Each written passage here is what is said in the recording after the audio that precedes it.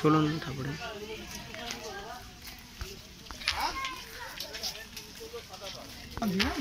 হ্যাঁ হ্যাঁ, আফ্রিকাতে এগুলো সব দেখতে পাওয়া যায়, কিন্তু এই চিড়িয়াখানাকে আমরা দুটো সিঙ্গাপুর থেকে আনিছিলাম।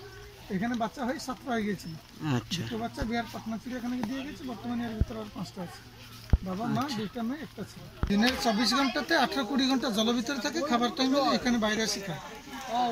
এগুলো শাকাহারী প্রাণী, খাবার জন্য একটু বেশি ঘাস।